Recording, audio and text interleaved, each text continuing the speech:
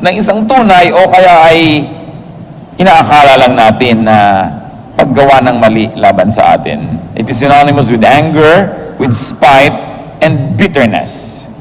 Now, there's a special quality of resentment. It is usually directed towards higher status individuals or those who style themselves as superior. In fact, merong isang social scientist that ranked this kind of negative feelings. Ang pakiramdam mo daw na negative, galit doon sa nakakataas sa'yo o parang nakakataas sa'yo, resentment. Anger is for your equals and disdain for people who you think are beneath your social status. Wala tayong ganung uri ng differentiation sa ating mga wika kasi hindi ganun ka-stratified ang ating lipunan. But then again, in this very stratified corporate world, and in the last 500 years, where there was a lot of stratification, it is not unusual for people like us to feel resentment towards people who are either superior to us or who style themselves as superior to us. Now, it is very disadvantageous to be resented. Pag ikaw ay nakatataas talaga, lalo may posisyon ka, yung pagiging effective mo in doing your work becomes lessened when people beneath you resent you. In fact, resentment could lead people into what?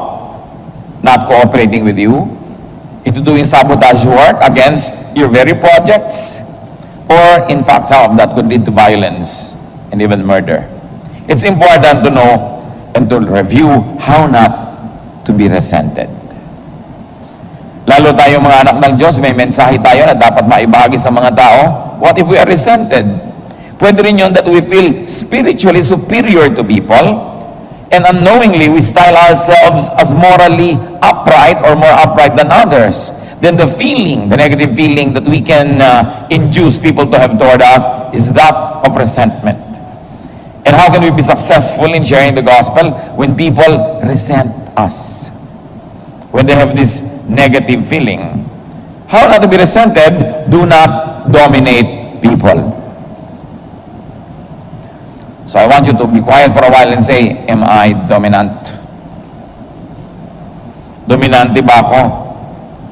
Iginigiit ko ba yung gusto ko sa iba? Yung style ko dapat masunod? Yung taste ko dapat yun ang mangibabaw? Yung gusto kong puntahan, doon kami pupunta? Yung gusto kong behavior, yun ang dapat ng behavior ng lahat. Si Abraham, the father of all nations, nung nagkaroon sila ng differences ng kanyang pamangkin na si Lot, dahil nag-aagawan yung mga tauhan nila ng lupa at mga tubig at damo para sa mga kanilang alagang hayop, sabi ni Abraham sa pamangkin niya, maghiwalay tayo para hindi tayo mag-away. Ngayon, if you choose to go left, I will go right. If you choose to go to the lowlands, I will be in the hills. Hindi siya dominante, bagamat meron siyang karapatan. Kasi mas matanda siya, mas mayaman siya, at siya talaga yung patriarch.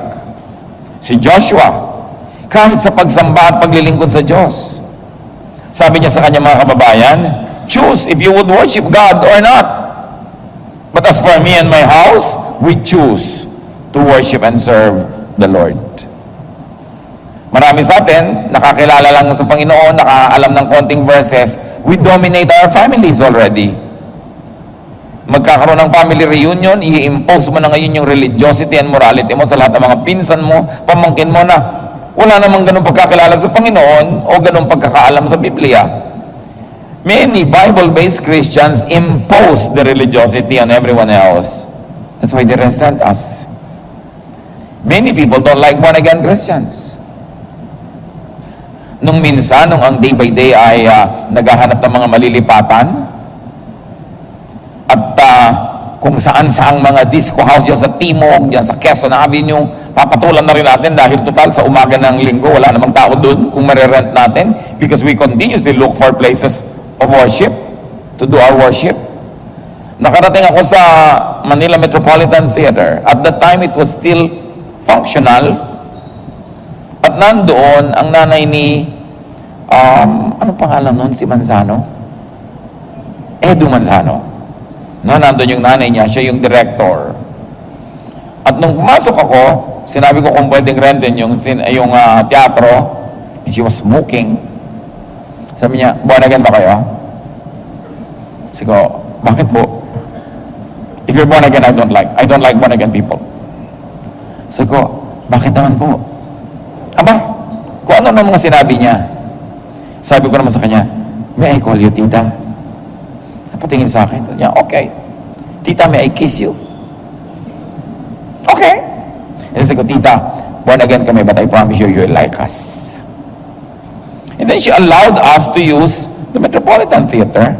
Although we moved to another place very soon, so we were not able to lengthen our stay there. Pero, what really I remembered about that encounter was that she had this notion. She resented born-again Christians. And I won't blame her. Because of the kind of behavior, the spiritual superiority, that many people who read the Bible begin to display everywhere. Pati ang Panginoong Yesus, sabi nung nag-aaway ng magkapatid sa mana, sabihin niyo nga po sa kapatid ko kung paano dapat hatiin ang aming mana. And though Jesus was Son of God, He had authority on heaven and on earth, Luke 12:14, sabi niya, who gave me the right to settle arguments between you and your brother? Kahit yung ganung mga hidwaan, ayaw pasukin ng Panginoon, ayaw niyang patulan, at ayaw niyang i-impose yung kanyang personal choice. And yet many of us don't even have the right, and yan nakikialam tayo how to settle disputes of people, and we impose ourselves. You don't want to be resented, do not suppress people in a personal way. I said personal because professionally, you are entitled to suppress excesses against the policies. Halimbawa, may kumpanya kayo, required nyo sa mga men, short hair because of hygienic purpose or for whatever artistic merit, then you have the right to suppress them because they're being paid to show their faces at your company. But what I mean is personal. If you have no professional relationship or a professional reason to suppress people, don't. Marami kuminsan tayo mga akala mo kasi ng mga tiya. Lahat ng buhay ng kanyang mga kapatid at mga pamangkin at mga apo, siya ang mag-i-impose, siya ang makikialam. Do you like that kind of tita? No. Walang may gusto sa mga ganon. Yung lagi nilang pinipigil ang kapwa, kinokontrol, and you want them to express everything the way you want everything expressed. So do not stop, limit, contain them according to your standards. Do not discourage, frustrate, nor punish them for not being, thinking, and behaving like you. So kung ikaw yung kumikita, nagbibigay-bigay, nag-aabot-abot, do you control everyone in your family? Kung ikaw ang medyo kinikilala o hinahangaan, choice mo na lang ba ang laging masusunod? Let's not forget that we all have our own individuality. Bawat isang tao, individual yan. At bawat isang tao, wonderful. Psalm 139, 13-14, for you created my inmost being. You knit me together in my mother's womb. I praise you because I am fearfully and wonderfully made. Your works are wonderful. I know that full well.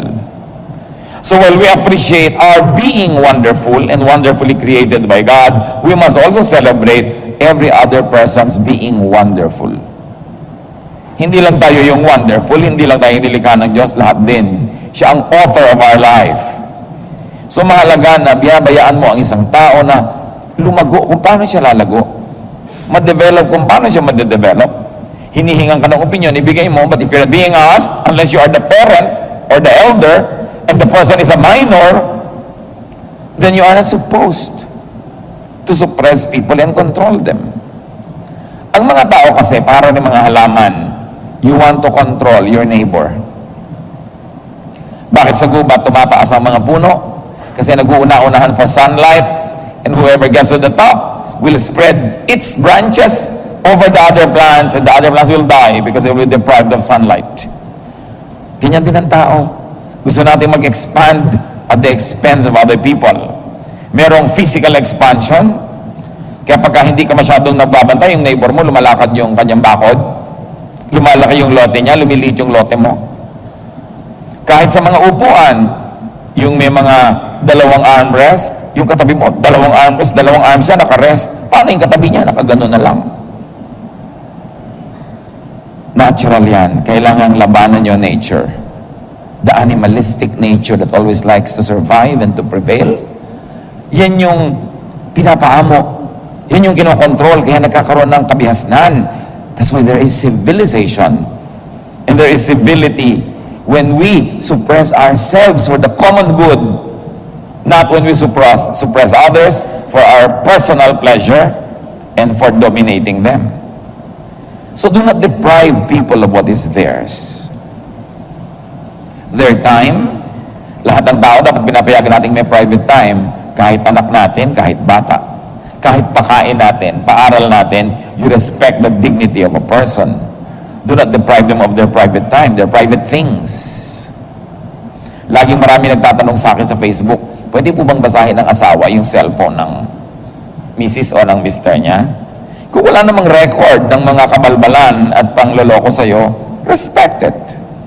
But if you have suspicions, and these are supported by many evidences, in support of the matrimony that must survive, then probably you may. But even that is a very tricky issue. Kahit sa court of law, pag illegally obtained ng evidence, it's not counted. Kailangan may paggalang ka sa iyong kapwa. Liba na lang, I tell you, kung mayroong dahilan at gusto mong i-preserve yung higher good, which is fidelity, unity of the couple. You must respect people's privacy, their private space, their private thoughts. So, meron tayong pag-dominate sa physical world at meron tayong pag-dominate sa spiritual, psychological, intellectual world, that we control people's thoughts. Na pag nag-isip sila sa paraan na ayaw natin, we punish them. And people that have power have the capacity to punish. You can withdraw the good things you give, or you can send bad things to the person to punish the person and to further discourage the person from expressing her or his individuality. Marami tayong paraan. Kung minsan yung asawa mo gustong-gustong manood ng isang uri ng palabas, ayaw mo, so ang gagawin mo, uupo ka doon na parang bato, hindi ka kikibo. Actually, you're punishing the person for watching what he or she likes to watch. And actually, that is to discourage the person the next time, yun na lang gusto mo ang papanoorin. Kasi pag gusto mo yung pinapanood, masaya ka, malambing ka. Pero pagka yung gusto niya, nakasimangot ka, hindi ka, you punish a person, and punishment is a way to control behavior. So napakahalaga na binibigyan natin ng tao ng laya, that we don't dominate them. Even the personal expression of affection, we have a tendency to control that. Yung pag-express ng iba.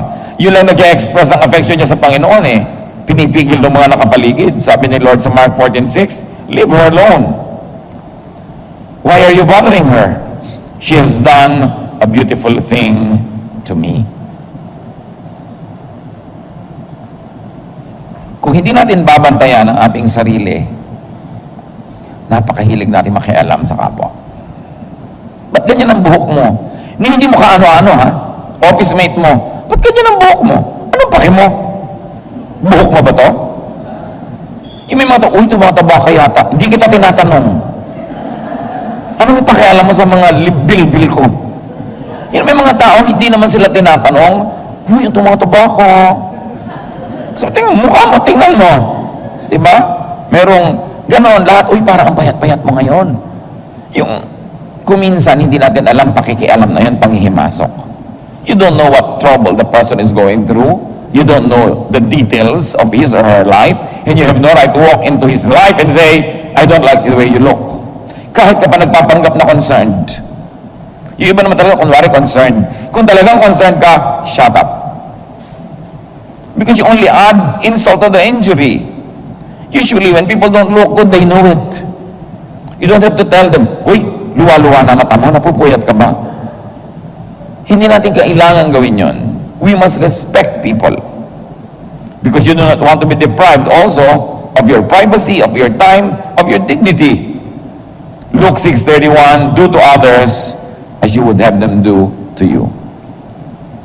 I know of a particular person na nagtampo, nagalit dahil napagsabihan siya ipayat. Pero kung magsabi siya ng mataba sa iba, yung tama-tama mo, parang hindi siya nagdaramdam pag siya yung nasasabihan.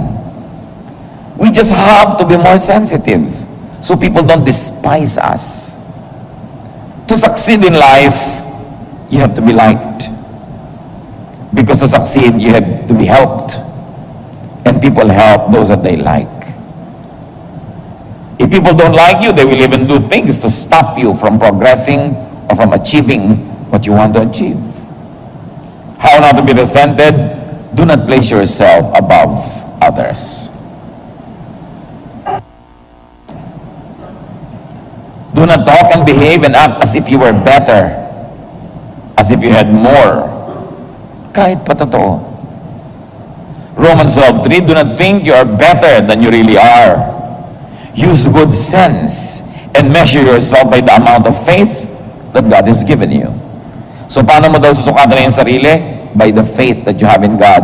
Not by your possession, not by statistics, not by numbers, but how close you are to the Lord. That is the greatest measurement that you can use when you try to see where you stand. So measure yourself by your faith, not by your illusions about yourself. 1 Peter 5:5-6. All of you young people should obey your elders. In fact, everyone should be humble toward everyone else. The scriptures say, God opposes proud people, but He helps everyone who is humble. Be humble in the presence of God's mighty power, and He will honor you when the time comes. Madaling sabihin, pero madalas makalimutan, to be humble. Kahit ka merong ipagyayabang at totoo naman, be humble. Ngayon, kung wala ka pagyayabang, lalo naman, be humble. Do not present or style yourself as superior. Minsan hindi natin nakahalata yan, ha? Merong isang tao, may sasabihin word wrong yung pronunciation, i-correct mo agad. You are saying you are superior, that you know better than that person. When you're not being asked, especially in the presence of many people, will it kill you or anybody to just be quiet? Kung gusto mo i-correct yung isang tao, i-correct mo na lang later. One time there was a person who was attending a Bible study with a group for the first time. At doon lang siya magbabasa ng Bible, pinabasa-basa ng teacher. Yun naman nagbasa, sabi niya, well, they went and crossed the Euphrates River. Sabi agad ng teacher, okay, so they crossed the Euphrates River. Yung next sentence ng teacher, sinabi niyang Euphrates to correct yung Euphrates. Can it not wait 3 sentences or paragraphs later before you read it the way you want it read? But you're displaying your knowledge at the expense of somebody's kahihiyan. Yun yung sinasabi kong you're acting superior. Sometimes we think it is solicitous, it is kind, that we like to correct the person, but does the person like to be corrected? And does the person like to be corrected that time, that moment, in that place? Merong foreigner na kakain bigla ng suman, kinakain niya yung dahon. Ano gagawin mo? Ipaghihintay mo pa tomorrow? No. Doon mo na pwede nga ipakita na tinatalupan mo yung suman kasi nalalagay na sa alanganin ng kanyang kaligtasan. Lalo't suman sa ibus, mahirap yatang i-digest ang dahon ng nyog. So may panahon na pwede kang mag-correct kasi hindi mo nakaka-embarrass i-correct ang isang foreigner na kumakain ng native food na hindi niya alam paano kanin. Pero lalo sa atin, when we consider lack of proficiency in English as one big kapintasan, then people are sensitive when they are being corrected pag wrong ang grammar. There's always a time for correction, but don't do it in front of other people because you are displaying what? Superiority. In terms of position, must you always say your title? Yung eto si ganon, eto si ganyan. Ito si doctor ganito. Pagka hindi ganon yung mode ng mga introductions, you don't need to introduce your relatives, lalo mga magulang. Etong anak ko, yan si doctor ganito, si engineer ganon. Do I need to know the professions of your children? We just stumble into in the mall.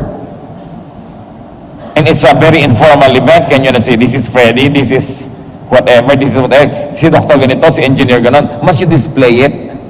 Baka gusto nyo, dalhin nyo pa yung diploma nyo every time. Tulad ng mga bahay sa Pangasinan, na nandun ang mga diploma ng mga tao sa labas ng bahay, which is really cute. No? Yung bahay, doktor ganon, attorney ganyan, kasi accomplishment ng magulang, nagpaaral. At least hindi naman sila tinatanong, di huwag mong tingnan yung bahay nila kung ayaw mong makita yung mga title ng mga anak nila. So may lugar, hindi kailangan laging i-display ang title and even possession. One time, I was introduced to somebody, this is ganito, the owner of ganon. Pero anong relevance sa mga ari-arian niya sa usapan na ito? Bakit ko kailangan siyang malaman na siyang may-ari ng ganitong kumpanya at ganong kumpanya? Tinatanong ko ba kung anong mga ari-arian niya? Meron naman isang pamangkin, sinabihan ng bisita, nandun sila sa bahay na uncle niya. Ang ganda ng bahay na uncle mo. Ano sabi ng pamangkin? Marami pa po siya ibang bahay. Pinapabilang ko ba? Sabi ko maganda. Anong kinalaman na may iba pa?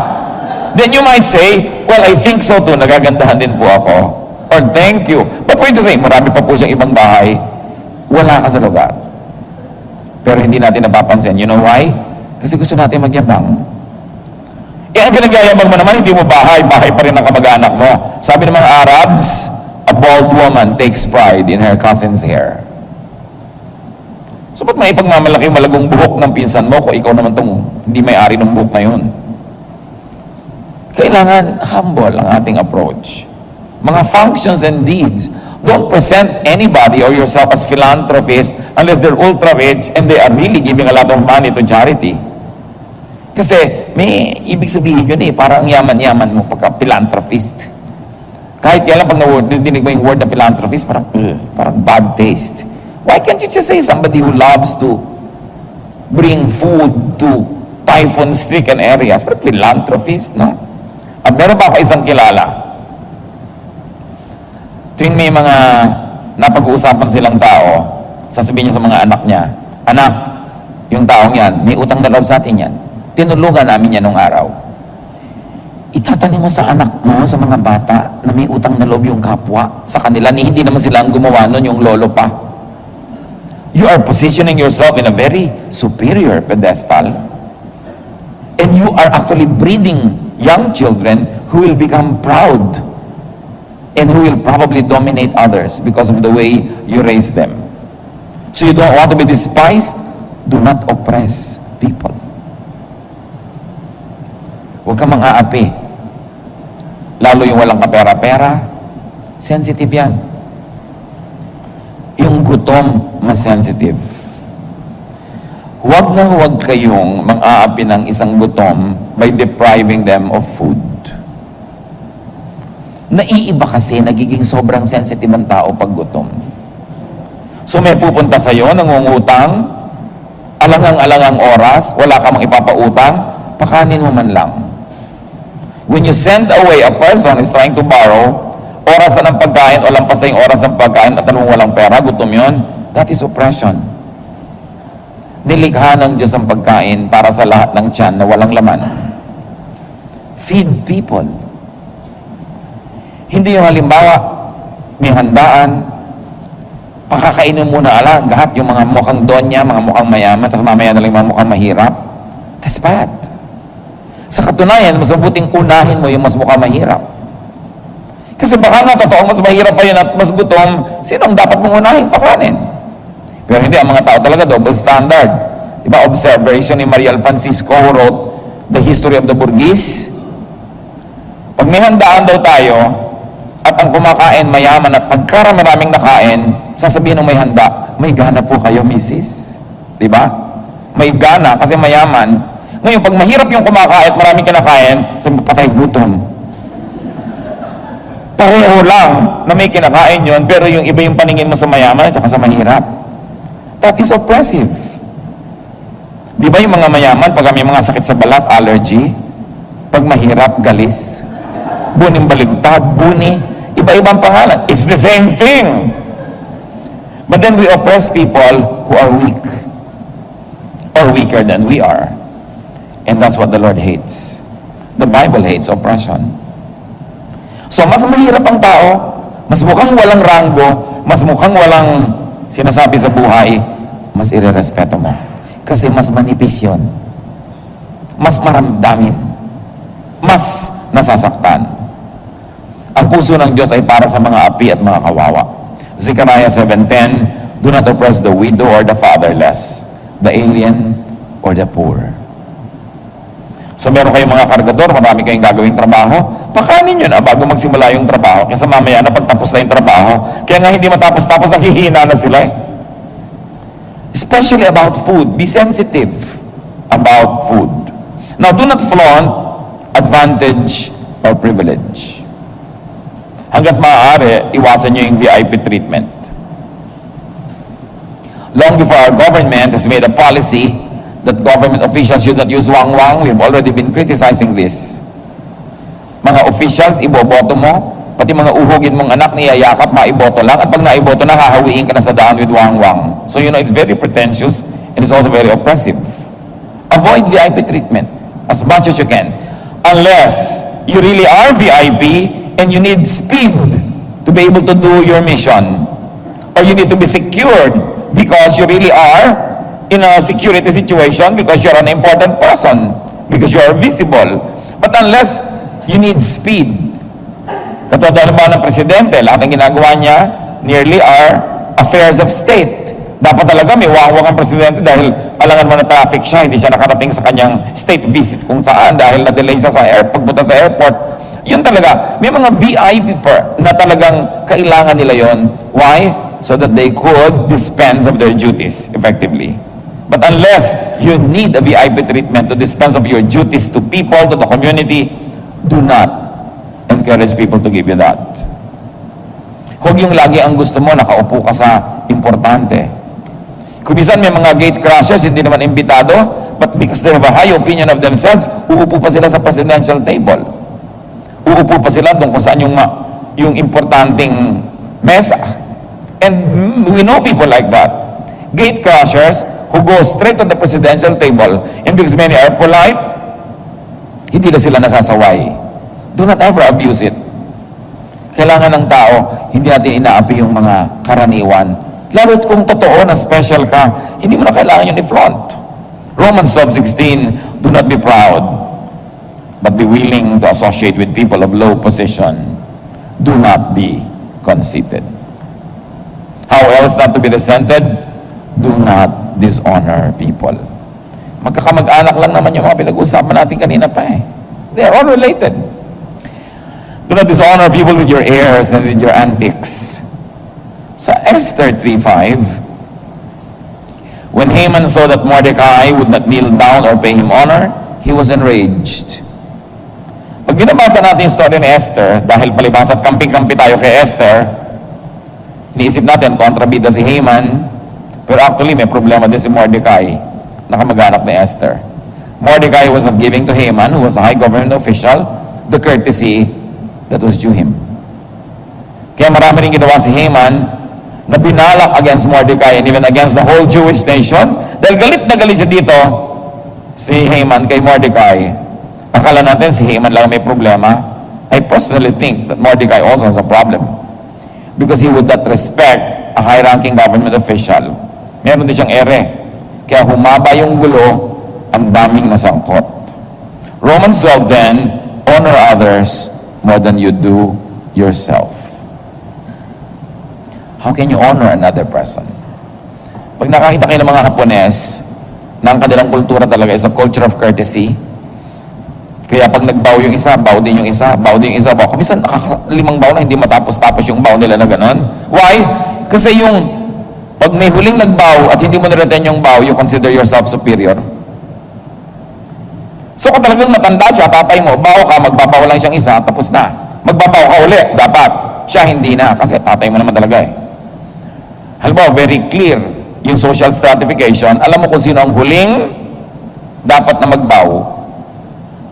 Pero halimbawa, equals kayo, company to company, pareho kayong presidente o manager, hindi matapos-tapos yung pagbow. Why? Because nobody likes to be allowed na siya yung binawan tapos hindi na ni-return. Courtesy. Mahalaga na to, embarrass people by taking on airs, by showing and displaying your superiority. Kahit ang mga anak ng Diyos, kahit yung mga Kristiyano nung unang-unang batch or generation of Christians, merong mga mayayaman, pupunta sila sa Lord's Supper. Alam niyo nung araw yung Lord's Supper, supper talaga. Parang isang napakalaking supper, pero kanya-kanyang dala ng pagkain. So, ano nangyayari? Yung mayayaman, ang daming dala. Yung mahihirap, halos walang mailabas sa pagkain. At nag-iinarte na yung mayayaman, ang dami-dami nilang dala, hindi na sila naghihintay doon sa mga medyo mahihirap, nauna na silang kumain, nagkakanta busog-busog sila, nagkakalasing-lasing na sila doon sa Lord's Supper, kaya napagalitan sila. 1 Corinthians 11:22, don't you have homes where you can eat and drink? Do you hate God's church? Do you want to embarrass people who don't have anything? What can you say to you? What can I say to you? I cannot, certainly cannot praise you. Bakit nagagalit si Paul sa ibang Corinthians, lalo yung may kaya? Sabi niya, Lord Supper ito, the whole church joins together in a fellowship over a meal. Kanya-kanyang dala ng pagkain. Kailangan bang i-display mo lahat yung mga first class na pagkain mo? May bahay ka naman, ba't di ka doon magmakabusog? Ba't di ka doon kumain ng kumain? Why can't you go simple? Para hindi magkaroon ng inferiority complex, yung katabi mong mesa na inilalabas lang nilang pagkain ay napakasimple o kulang. Pag may mga anak kayo at halimbawa ng youth camp, okay, ang ganda-ganda ng mga bedsheet nyo, ng mga comfort din ninyo at kung ano-ano pa. But don't you want them to bring the simpler bedsheets? Gusto nyo ba na yung anak nyo, pag itilatag niya yung bedsheet niya, ang ganda-ganda na ganyan, super new and super nice, tapos yung katabi niya, sako, yung dala. Pag meron na kayong kapangyarihan, kayamanan, kakayahan, ang ginagawa nyo na, you try to tone it down for the sake of others. Not to flaunt it, tapos ay embarrass yung mga ibang mga walang ganong uri ng kayamanan. Okay, kayo magpipinsan, magka-classmate nung araw, dumaan ang panahon, yumaman ka na, sila hindi. Pag may mga reunion ba kayo, talagang isusuot mo pa talaga yung mga langkay-langkay mong mga hikaw. Won't you go simple? Won't you dress down? Kailangan ka ba lagi mag-dress up? You dress up when you want to be brushing elbows with people who are also dressed up. Maybe. But to dress up when you know that everybody else is actually not dressed well, is to flaunt what you have. It is displaying what they don't have or probably cannot have. You will be disliked. Ang pinakamahirap na atensyon na mapunta sa iyo ay inggit ng iba. Sikapin niyo huwag kayong kainggitan. Lalo't kung talagang kainggit-inggit kayo, tone down. Lay low. Be simple. Huwag kayong makainggitan. Kasi ang taong naiinggit, nasisira ang pag-iisip, nalalason. At ang taong naiinggit, ang ambisyon, sirain ang kinakainggitan. You don't want that in your life. Nasa simple kayong neighborhood, na kapag abroad ang asawa niyo o tatay, biglang yung buong dingding nyo talagang LCD, talagang plasma TV. Alam nyo, ang gagawin ng kapitbahay nyo, babatuhin nila yon. Kaya kung minsan, lalo nang umuso yung mga component ng araw, palakasan, kasi ang tatay nito nasa Saudi, ang tatay ng isa nasa Iraq, palakihan ng mga TV. Why do that? I-display mo yung mga kayamanan mo, tapos bang may uutang sa'yo, hindi ka naman magpapautang. Para ano?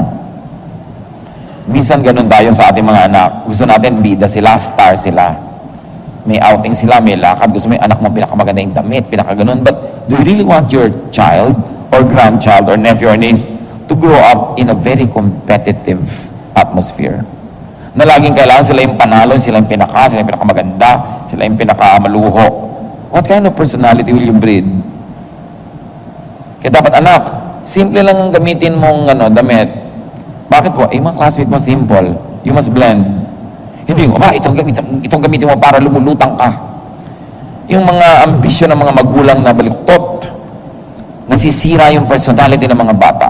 Dahil ang nagiging standard nila, laging dapat silang sumikat. Dapat sila lagi yung mapansin. This is ungodly. And it invites resentment.